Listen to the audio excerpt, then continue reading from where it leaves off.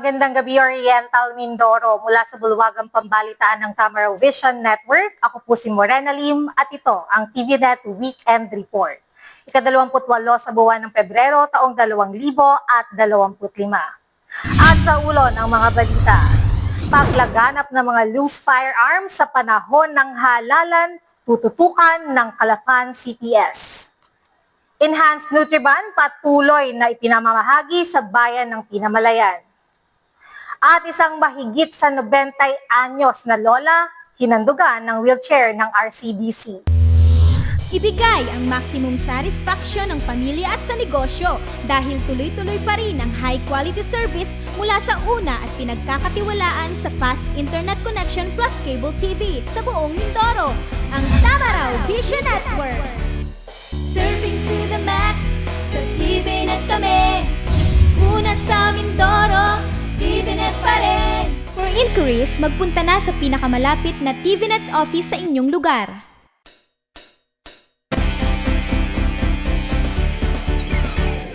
Sa detalye ng ating mga balita, sa pagsisikap na tingnan ang pagtanggap at kagustuhan ng mga batang mag-aaral sa e-Nutriban bilang isang pagkain sa merienda, ang tanggapan ng agham at teknolohiya ng Probinsya Oriental Mindoro, PSTO Oriental Mindoro, ay dumalo sa pamamahagi ng produktong tinapay sa mga mag-aaral ng unang baitang sa San Juan Morente Senior Pilot School.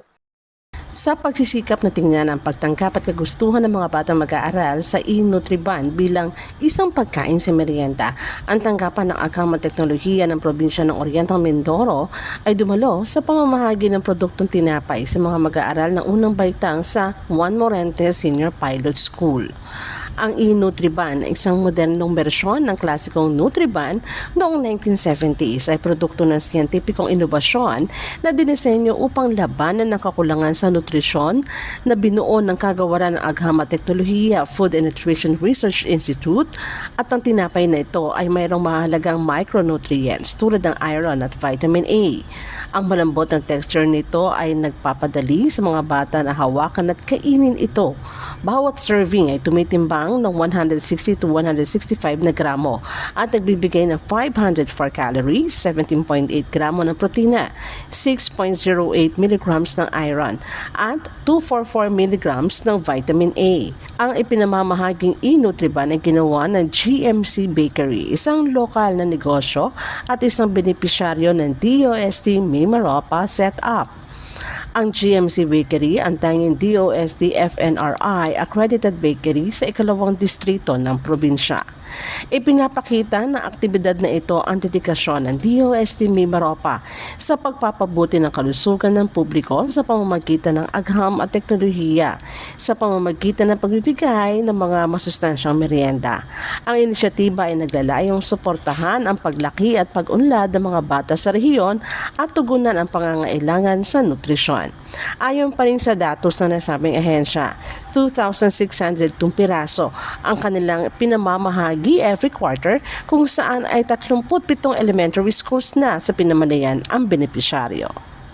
Bilang bahagi pa rin ng advokasya ng pagtulong sa kapwa na higit na nangangailangan, isang wheelchair ang ipinagkaloob ng Rotary Club of Downtown Calapan sa isang lola ng 93 anyos na isakatuparan ng nasabing proyekto sa pamamagitan ni RCDC Magical President Ronald Panaligan at may bahay nito na si RCDC Executive Secretary Attorney Loribel Tanyag Panaligan. Bilang bahagi pa rin ng advokasya ng pagtulong sa kapwa na higit na nangangailangan, isang wheelchair ang ipinagkaloob ng Rotary Club of Downtown Calapan sa isang lola na 93 anyos na isakatuparan ang nasabing proyekto sa pamamagitan ni RCDC Magical President Ronald Panaligan at may bahay nito na si RCDC Executive Secretary Atty. Loribel Tanyag Panaligan.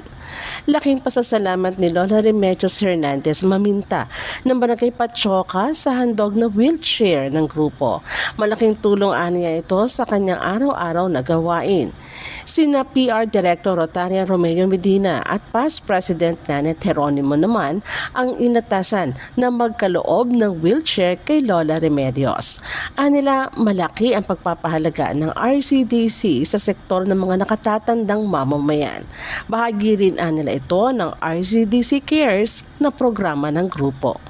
Ito ay programa ng aming Presidente, Magical President Ronald Panaligan. Ito yung pagbibigay ng mga pangangailangan ng mga tao na kaya namin ibigay. Ito ay ang isa doon ay ang wheelchair. Actually, brainchild ito ni past President Loribel Tanyag. Itong binigyan namin ay taga Pachoka. Matagal na siyang hindi makalakad at ang nagulat kami, yung matanda ay 93 years old at bulag. Kaya tuwang-tuwa kami nung ni Tito Romy, kasama ko yung presidente ng TVNet, na siyang PR namin sa Rotary, na talagang nakapaghandog ng tulong sa nangangailangan ang Rotary. Isa lamang ang proyektong ito sa mga nakalinya pang gawain ng ICDC sa kanilang pagpapatuloy na maglingkod sa komunidad.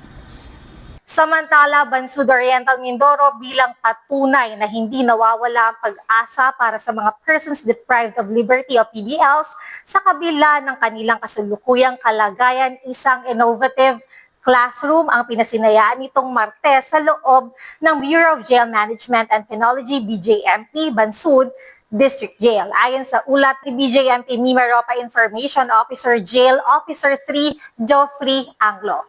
Bilang patunay na hindi nawawalang pag-asa para sa mga persons deprived of liberty sa kabila ng kanilang kasulukuyang kalagayan. Isang innovative classroom ang pinasinayaan nitong Martes sa loob ng Bureau of Jail Management and Penology, Bansud District Jail. Ayon sa ulat ni BJMP Mimaropa Information Officer Jail Officer 3 Geoffrey Anglo. Mula sa nalikom na pondo sa Color Fund Run na naunang ginanap nakaraang Oktubre 20, 2024, naging posible ang pagtatayo ng 42 square meter na silid-aralan na tinawag na silid kulay ng pag-asa.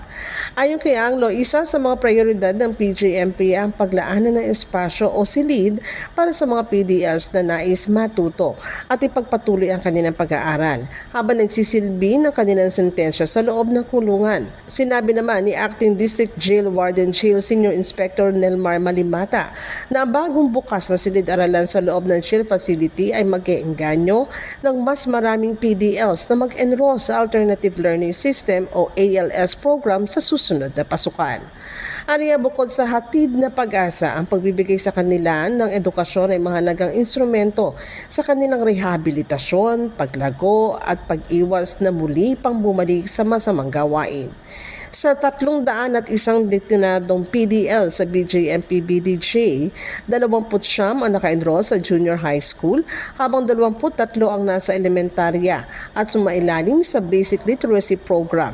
Tinuturuan sila ng mga jail officer na may mga background sa pagtuturo at mga mobile teachers para sa kagawaran ng edukasyon. Magbabalik po ang TVNet Newsline makalipas ang ilang paalala. Bakit ka kasi kumabit? Alam mong di tama yan, di ba? Huwag ka nang gumamit ng pag-aari ng iba. Nakakaperwisyo ka sa mga legal na cable. Lumalabo ang signal nila. Mahiya ka naman, hoy. Illegal na cable mo, putulin na. Ano, gusto mo bang umabot pa sa kulungan? Umiwas ka na sa gulo tsaka skandalo. Huwag maging kabit. Magpakabit ng tama ngayon. Supported by PCTA. Good news po para sa lahat ng subscribers ng Cable TV at Cable Internet. Naisabatas na po ang Anti-Cable Television and Cable Internet Tapping Act of 2013. At ayon dito, bawal makikabit ng Cable TV at Cable Internet. Ang parusa sa sino mang lumabag sa batas na ito ay pagkakakulong at pagbabayad ng malaking multa. Bayad ka na nga, kulong ka pa. Kim Atienza po, nagsasabing pagdating sa batas, hindi weather-weather lang. Huwag maging kabit. Supported by the PCTA.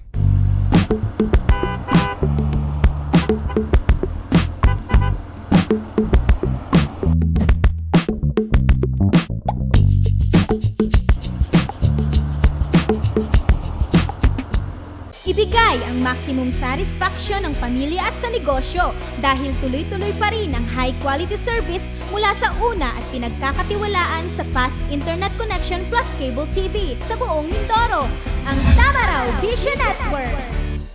Serving to the max sa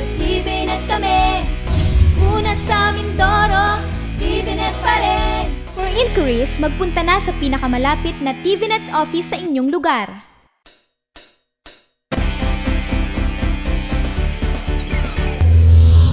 Sa pagpapatuloy ng ating mga balita, bahagi pa rin ng inilunsad na operational activities for the 2025 national and local elections ng Philippine National Police, tinalakay ni Calapan City Community Non-Commissioned Officer, Police Executive Master Sergeant Roland Rianzares ang ilang mahahalagang impormasyon kaugnay sa paglaganap ng mga loose firearms sa panahon ng halalan. Bahagi pa rin ng inilunsad na operational activities for the 2025 national and local elections ng Philippine National Police. Tinalakay ni Calapan City Community Non-Commissioned Officer, Police Executive Master Sergeant Roland Rianzares ang ilang mahalagang impormasyon kaugnay sa paglaganap ng mga loose firearms. Sa nasabing panayam, sinabi ng opisyal na malaking issue ito dahil ang mga loose firearms o mga hindi rehistradong baril ay nagiging dahilan ng mga karahasan at political violence sa isang komunidad. Aniyang kaligtasan ay nakasalalay sa sama-samang pagtutulungan upang makatiyak ng isang malinis, tapat at ligtas na halalan. Narito ang mga paalala mula kay Police Executive Master Sergeant Roland Rianzares. Magandang araw mga kababayan ng Calapan City. Ako po si PEMS Roland P. Rianzares, Police Community Relation Non-Commissioned Officer ng Calapan City Police Station. Nais ko po iparating ang aming taus-pusong pagbati at magbahagi ng mga mahalagang impormasyon ukol sa ating paghahanda sa darating na 2025 national and local election at ang Bangsamoro Autonomous Region in Muslim Mindanao parliamentary election. Kasama ang ating mga kapulisan, kami po ay magsisilbing gabay at matiyak ang kaayusan at kaligtasan sa mga susunod na buwan ng ating electoral processes. Isa po malaking issue na dapat nating pagtuunan ng pansin sa darating na halalan ay ang paglaganap ng mga loose firearms o mga hindi rehistradong baril. Ang mga loose firearms ay nagiging dahilan ng mga karahasan at political violence sa ating komunidad. Kaya mahalaga po na tayo maging alerto at magtulungan upang matiyak na walang illegal na armas na makararating sa ating mga barangay. Ang mga baril na ito ay ginagamit sa mga krimen at minsan po ay nagiging sanhi ng tensyon at kaguluhan sa panahon ng eleksyon. Kaya kami po sa Calapan City Police Station ay nagsasagawa ng mga operasyon tulad ng Uplan Katok at mga checkpoints upang matukoy at makuha ang mga hindi rehistradong armas. Paano po tayo makatutulong? Kung kayo po ay may mga impormasyon tungkol sa mga illegal na armas sa inyong komunidad, mangyaring i-report agad ito sa mga otoridad. At kung may mga baril po kayo na hindi rehistrado, magtungo po tayo sa mga ahensya ng gobyerno upang ayusin ang inyong dokumentasyon. Paalala, ang kaligtasan po natin ay nakasalalay sa sama-samang pagtutulungan upang matiyak ang isang malinis, tapat at ligtas na halalan. Maraming salamat po at patuloy po tayong magtutulungan upang mapanatili ang kaayusan at ang kaligtasan sa ating komunidad at sa darating na halalan. Samantala, isang sunog sa T. Gonzales Street, Barangay San Vicente North ang naagapan sa pagtutulungan ng mga residente. Malapit sa may pamilihang lungsod ang lugar at wala namang naiulat na malaking pinsala sa naturang pangyayari. Isang sunog sa Barangay San Vicente North ang naagapan sa pagtutulungan ng mga residente dito. Hapon ng ika-26 ng Pebrero, nang mapansin ng isang residente ang usok na nagmumula sa terrace ng isang bahay sa may T. Gonzales Street, Barangay San Vicente North. Nasusunog na ang kisame kung kaya't agad na naalerto ang mga residente at sama-samang inapula ang apoy. Agad rin namang itinawag sa BFP Calapan City Station ang pangyayari. Dito tuluyan ng naapula ang apoy at hindi na kumalat pa sa nasabing lugar. Bigla na lang nag-usok ang kisame niyan. At maigit ang mga tauhan ni Bro Erwin ay mabilis na kumilos na inilabas ang husgang ni Katibog. Siya ang ginamit na pagpatay diyan sa kaya ng patagad bago dumating naman ang Bureau Fire. Na kuha ang yan. Edi tumawag ako sa rumay ko papuputol ko muna ang linya niyan. Ano naman naging damage na kwan? Siguro ang kisame lang niyan, damage siya sigurado. Dahil siya kisame nang gagaling ang usok eh. Naamoy ko kasi akala ko malayong lugar yung sunog. Ngayon, nakita ko, nakadalawang beses ako lumabas ng aking terrace. Sabi ko, usok lang yun. Amoy, baka malayo. Ngayon, nakita ko yung bubong ng aking ina, nag-aapoy na. Kaya tinawag ko tong aking asawa. Nag-hysterical na ako. Sabi ko, may sunog, may sunog. Kaya yun, inapulan niya yung kanyang yung apoy. Ayon sa mga residente, hinihina ng linya ng kuryente ang pinagmulan ng sunog. Patuloy naman ang paalala ng BFP sa publiko ng ibayong pag-iingat. Tiyakin na nilang hugutin sa saksakan ng mga appliances na hindi ginagamit. Huwag ring mag-overload sa mga saksakan at ugaliing i-check ang linya ng kuryente sa bawat tahanan. Wala namang naiulat ng malaking pinsala o nasugatan sa nasabing insidente. Malaking bagay rin nila ang kagyat na pagkilos at pagtutulungan ng mga residente upang maagapan ang mapinsalang sunog. Tuloy pa rin ang laban. Ito ang pahayag ni Paula Mayor Jennifer Cruz sa isang panayam kaugnay sa paggunita ng ikalawang taon ng pangyayaring oil spill sa lalawigan kung saan ang bayan ng Pola ang pinaka-naapektuhan sa nasabing trahedya. Tuloy pa rin ang laban. Ito ang pahayag ni Paula Mayor Jennifer Cruz sa isang panayam kaugnay sa paggunita ng ikalawang taon ng pangyayaring oil spill sa lalawigan kung saan ang bayan ng Pola ang pinaka-naapektuhan na nasabing trahedya. Sa darating na February 28, nakalatag ang gaganaping programa sa bayan ng Pola kung saan ay sesentro ito sa aspetong pagbangon at patuloy na paglaban ng mga Polowenyo. Pasasalamat rin nila ito sa mga tumulong at naging kabalikat nila sa masaklap na karanasan na dulot ng oil spill. Ayon kay Mayor Ina, bagamat may ilan na ang nakatanggap ng halaga mula sa insurance company, may ilan rin ang hindi pa. Mayroong natuwa, subalit mayroon rin namang hindi sumapat ang halagang natanggap. Kaugnay naman sa isinampan nilang kaso laban sa mga dapat managot, bagamat nahihirapan at nag-iisa, tuloy ang laban. After na lumubog ang Princess Empress, no? 2 years na 2 years na this coming February 28, meron na bigyan ng compensation, more or less half, no, ang nabigyan. Kaya lang, may mga nasatisfied, may mga hindi. No? Hindi natin pwedeng sabihin na lahat ay satisfied. Minsan nakuha nila sa compensation. And actually, hindi siya compensation. Yun yung binigay ng insurance company sa yung IOPC. So, tingin ko, may mga maliit, may mga malalaki nakuha sila.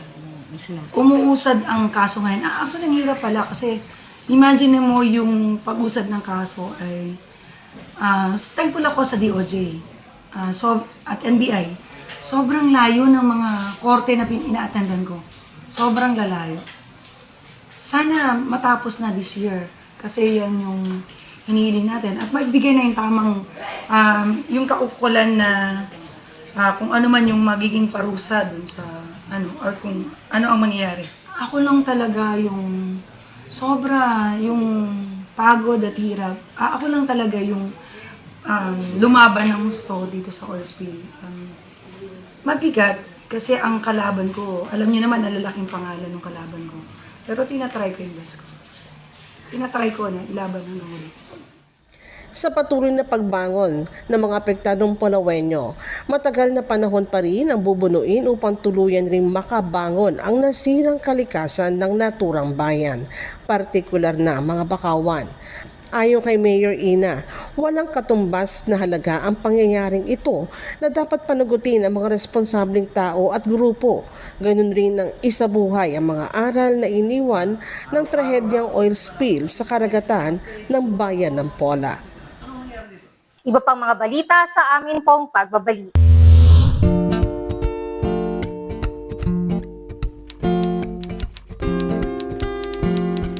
Inday, pakiligpit nga itong mga kinalat ng mga bata.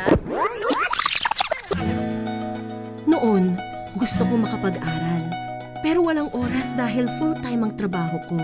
Pero ngayon, Dahil sa online classes ng Solar Learning at DepEd Alternative Learning System, natupad na ang pangarap kong makapag-aral. Good day, ka-learners! Welcome to another episode. Hindi ko na kailangan pumasok sa eskwelahan. Nakakapag-aral ako sa oras na gusto ko. Anytime! Nagkaroon ako ng second chance sa pag-aaral. At dahil recognized ito ng DepEd, sigurado ako sa diploma. This lesson, You should be able to... you learned about the persons. Sa wakas, matatapos ko na ang high school ko. Ay, salamat din nga pala kay ate. In-sponsor niya ako na ma-enroll sa Solar Learning.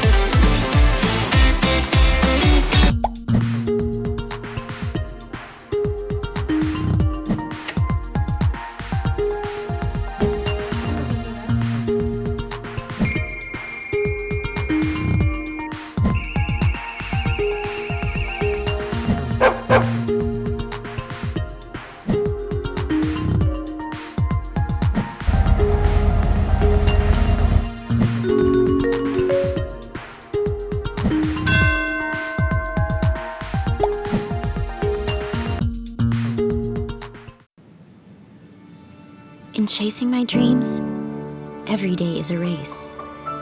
For every second I dedicate and every effort I put in, I want bigger results to come out. To turn every small step into the biggest achievement. For every little triumph leads me to a brighter future. Whatever your journey, go with our new fuels designed for efficiency. Choose Shell Fuels. Maging responsableng mamamahayag. Ito ang panawagan ni Calapan City Mayor Malu Murillo sa mga miyembro ng media sa lungsod.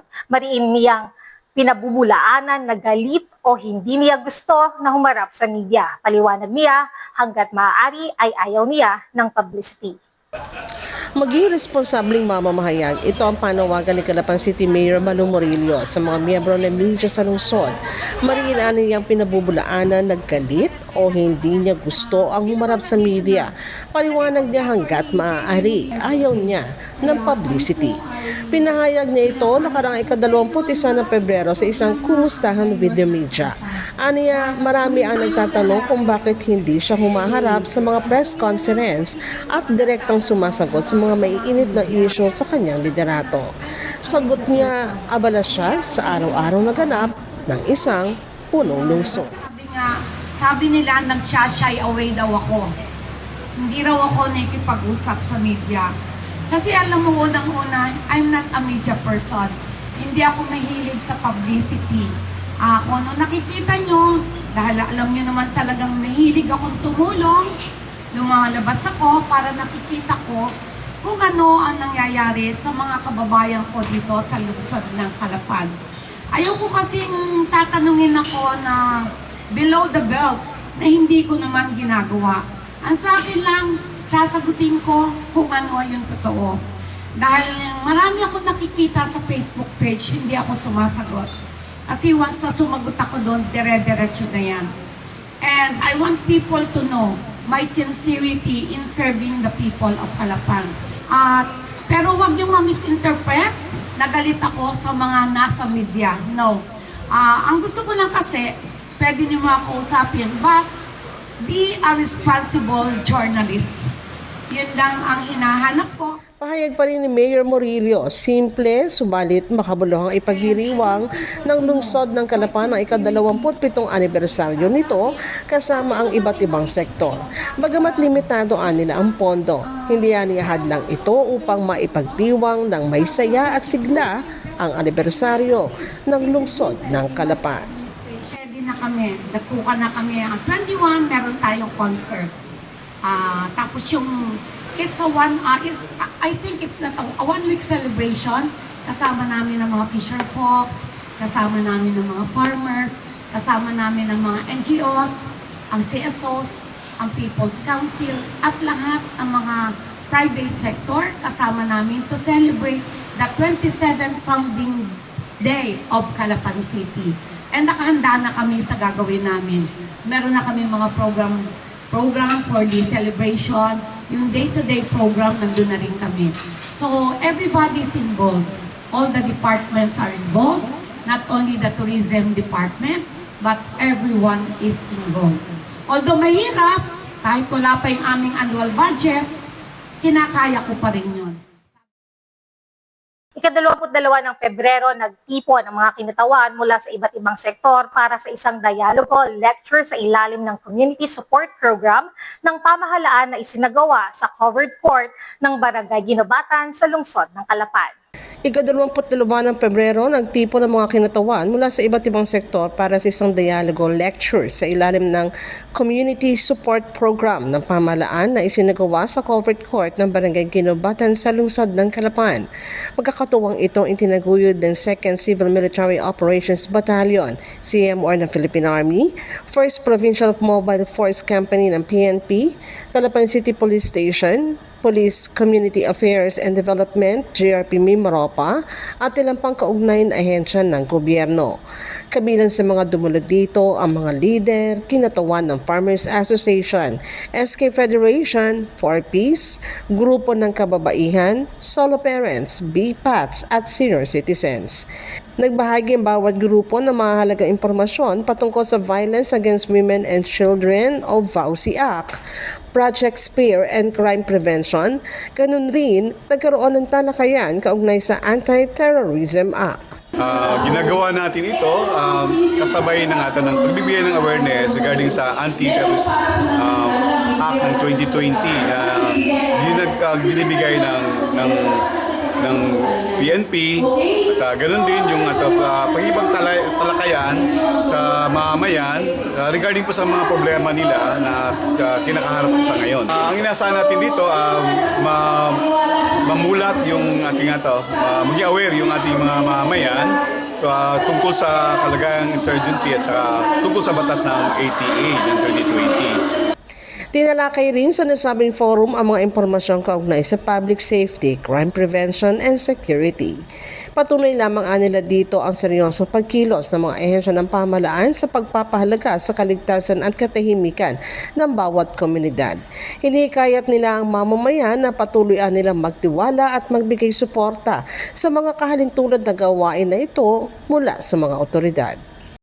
Bilang paghahanda pa rin para sa darating na National and Local Election 2025, inulunsad ng Philippine National Police ang kanilang operational activities for NLE 2025. Ito ay ang pagbabahagi ng mga mahalagang impormasyon at paghahanda para sa halalan. Ang kapulisan nila ay laang maging gabay at tulay sa pagsisiguro ng kaayusan at kaligtasan sa mga susunod na buwan.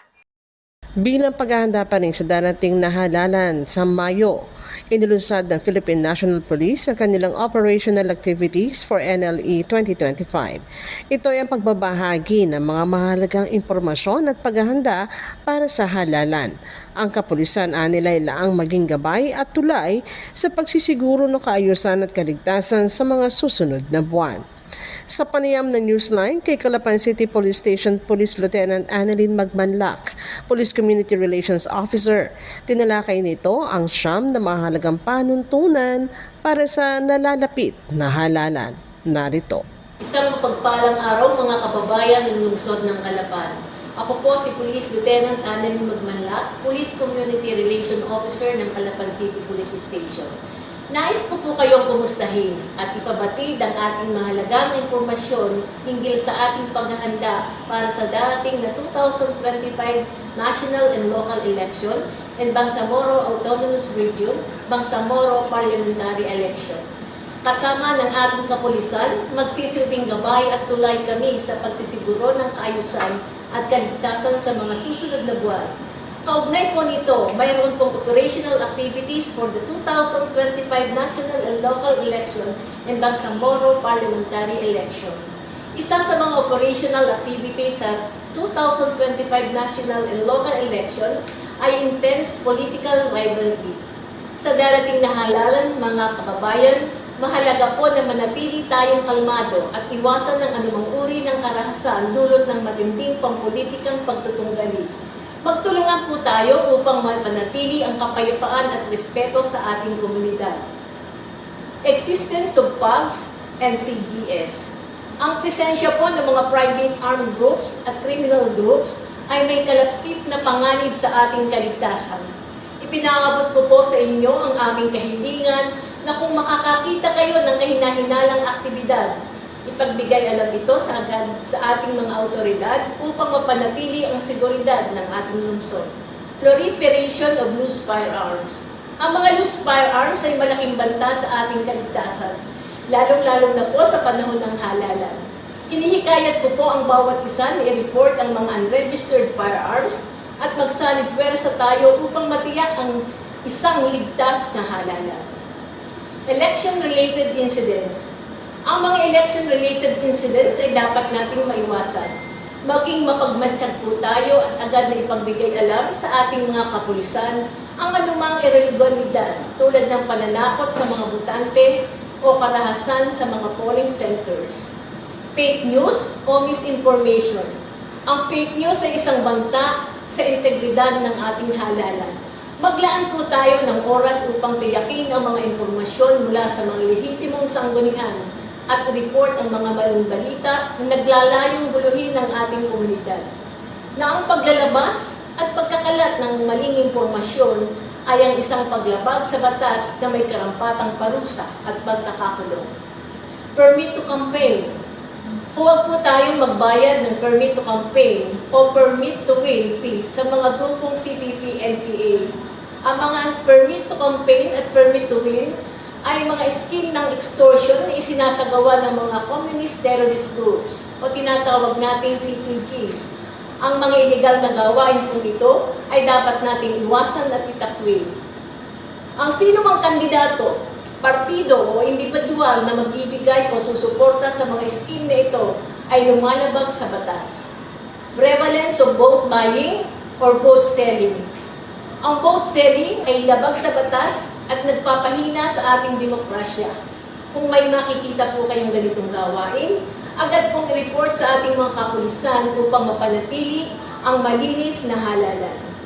Delivery and distribution of election materials, equipment, and paraphernalia, abuses, ballot switching, snatching, burning, and even destroying. Ang mga election materials, mga kababayan, ay kailangang makarating ng ligtas sa kanilang destinasyon. Kung makakita po kayo ng anumang kahina-hinalang aktibidad tulad ng ambuscades o ballot switching, agad pong ipagbigay alam ito upang matiyak ang ligtas, maayos at lehitimong proseso ng halalan. Violation of Omnibus Election Code, Prohibited Acts Section 261, Section 89, and Section 5 of RA 7166.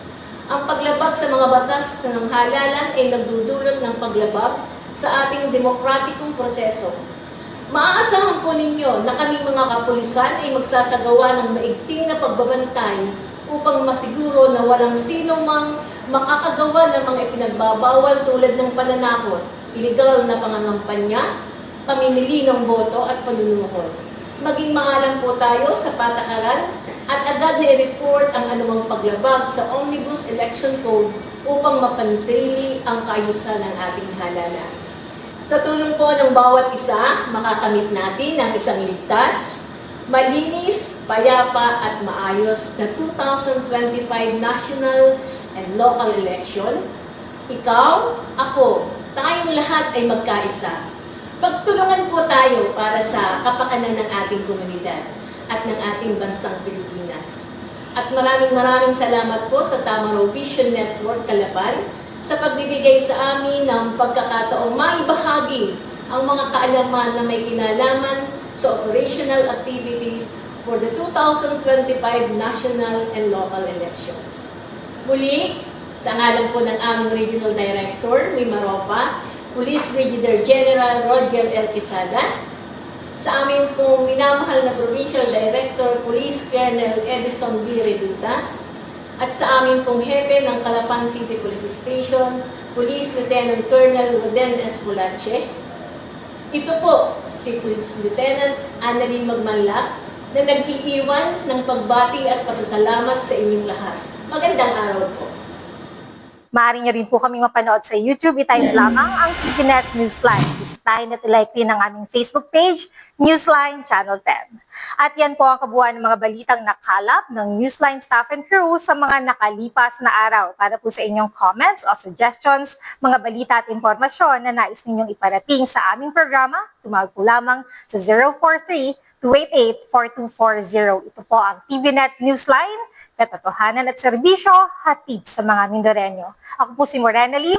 Maraming salamat sa inyong pagsubaybay.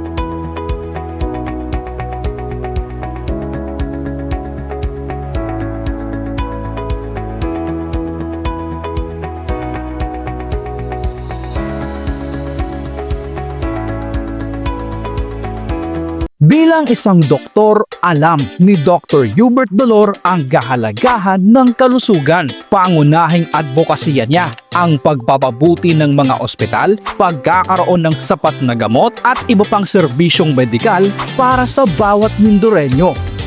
Kay Dr. Hubert Dolor, prioridad ang edukasyon. Dahil parehong guro ang kanyang mga magulang, nauunawaan niya ang hamon na kinakaharap ng ating mga guro at mag-aaral. Kasama sa kanyang plano ang karagdagang benepisyo, suporta at scholarship programs. Alam mo bang namasada si Dr. Hubert Dolor ng jeep noong kabataan niya? Kaya first-hand niyang alam ang problema sa transportasyon. Isa sa kanyang layunin ay ang pagpapabuti ng sistema ng transportasyon sa Oriental Mindoro. Kaligtasan at kaayusan, sagot ka ni Dr. Hubert Dolor dyan. Upang mapanatili ang kapayapaan at kaayusan, tututukan din ni Dr. Hubert Dolor ang pagsugpo sa insurgency at ang pagpapalakas ng public safety programs sa Oriental Mindoro. Kay Dr. Hubert Dolor, may plataporma sa agrikultura. Bilang isang dating magsasaka, personal niyang nauunawaan ang hirap sa sektor ng agrikultura. Kaya naman, sisiguraduhin niyang mabibigyan ng tamang suporta ang ating mga magsasaka sa pamamagitan ng ordinansa, tamang pulisiya at pakikipag-ugnayan sa national government. Dr. Hubert Dolor, para sa kalusugan, edukasyon, transportasyon, kapayapaan at agrikultura. Ang lider na kakampi ng bawat Mindoreño.